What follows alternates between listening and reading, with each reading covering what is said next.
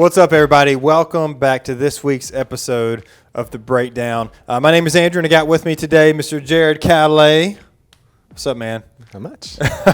Well, hey, man, so this week we had a guest speaker. His name's Chris Lovell from Texas. And Chris, he's an incredible guy. He spoke at our student camp this past summer.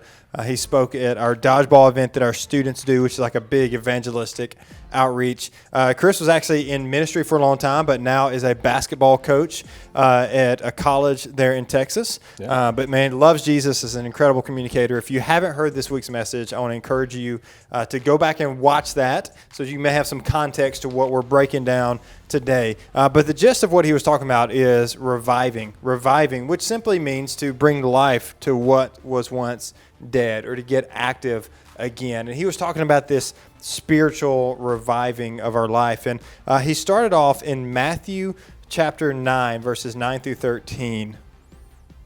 We need to read those. I'll read it. I got it. You talk, I'll find it.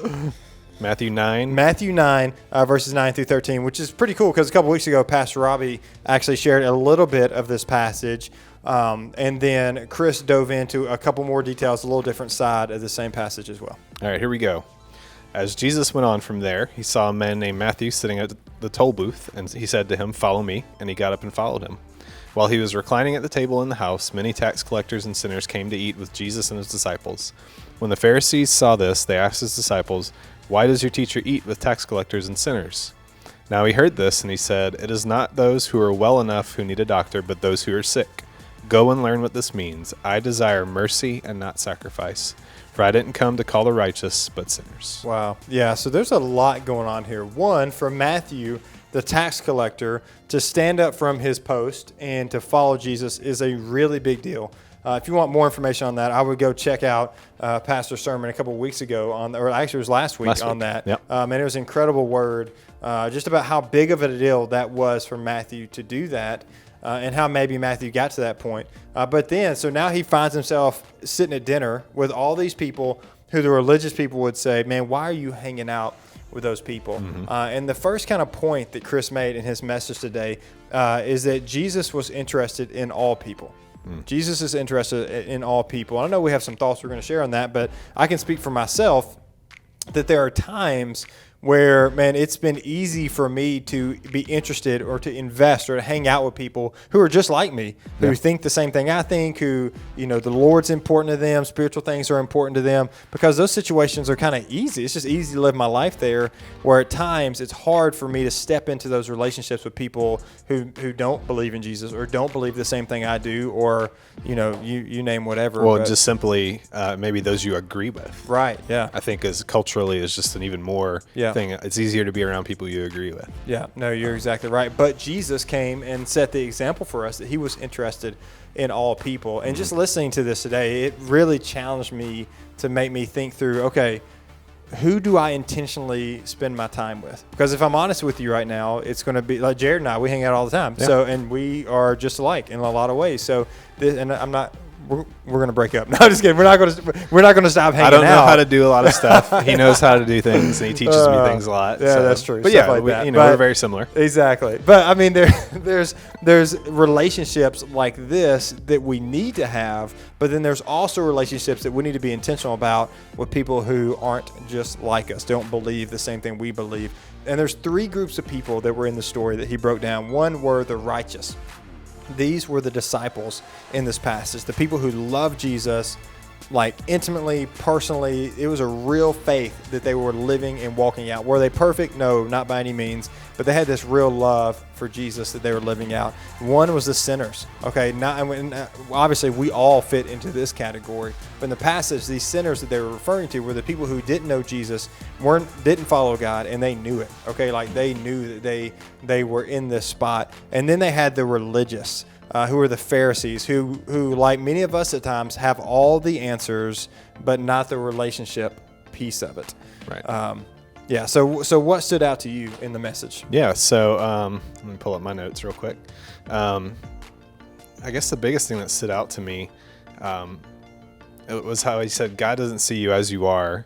He sees past that. He sees when he's going to change your life, down the road, who you'll be then. Right. That's who God sees when he looks at you. And so just maybe that affects how we look at people too. Yeah.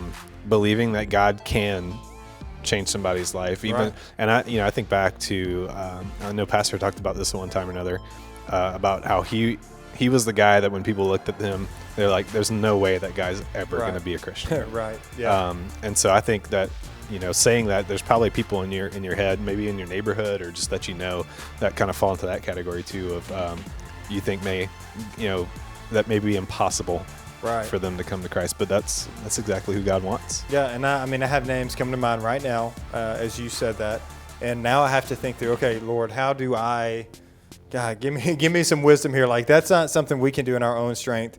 Yeah. These situations are where it is so important for me personally to be spending time in God's Word, mm-hmm. to be full of the Spirit, so that I can engage in these type conversations. Otherwise, we'll just end up talking about the weather. Like it's kind of like if you were driving, a battery-powered car and you ran out of juice. You know what I'm saying? Because you didn't plug up the car. Like that's how we operate sometimes in these situations. Like it's go time. We need to go somewhere, but we're drained of power. So the more time I spend with Jesus, the more power I have to enter into these situations. Yeah. So even as you were saying that too, it made me think of, man, there are times where you may look at yourself and say, man, there's no way God can use me. If you only knew my past, if you only knew what I've done, the mistakes I've made, there's no way God can use me. But Jesus came for you as well, just the way you are. And what I love about a relationship with Jesus is that he doesn't just fix up, the old you. You know what I'm saying? In Robertson County, where I'm from, there's a saying called, you don't just put lipstick on a pig. You know what I'm saying?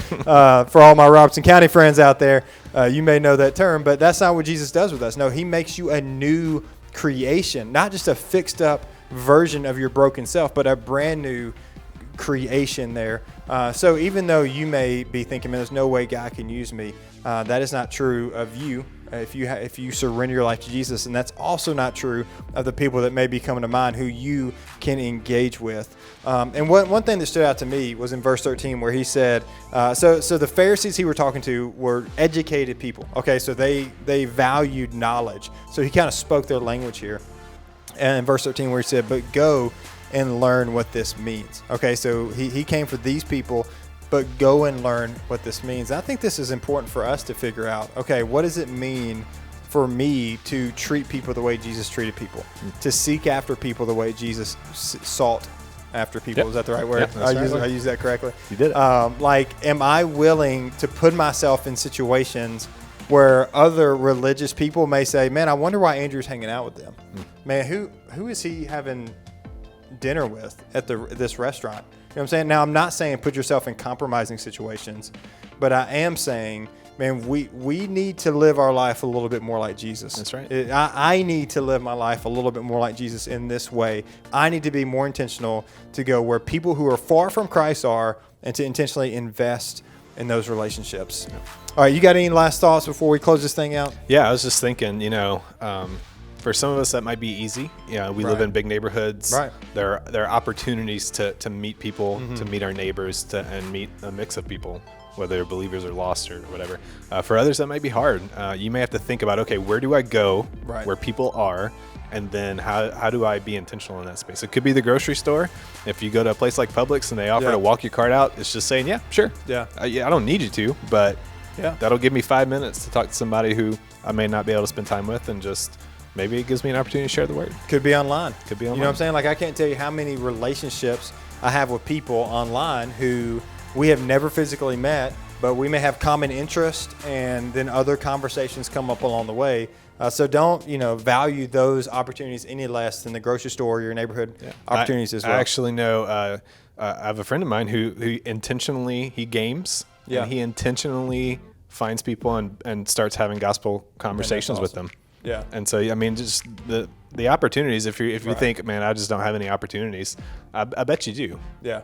Yeah. Okay. So listen, we'll share this, and then we got to get out of here. Okay. So this past Sunday, we had a girl come to church who had only been coming here for like a month and a half. She just moved here from the Philippines. Okay. So she just moved to this country. She just started coming to this church. And today she brought her landlord's sister with her.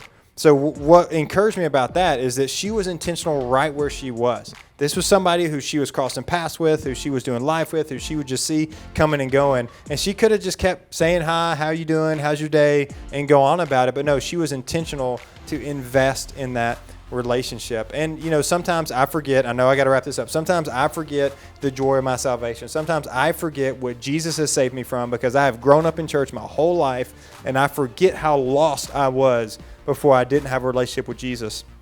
But when we're reminded of that, or maybe when you're new to your faith, remember there's this fire inside of us, this urgency for other people to experience the same thing we have experienced with Jesus. So that's our challenge today, okay? Maybe you remember back to those days when Jesus saved you. You rekindle that fire inside of you to reach somebody for Jesus. For me, being in the Word is crucial. Yes. And if I'm not in the Word, then it's hard for me to live out of the overflow of what God is doing in my life. All right, well, thank you guys for joining us for this week's episode of The Breakdown, and we'll see you next week.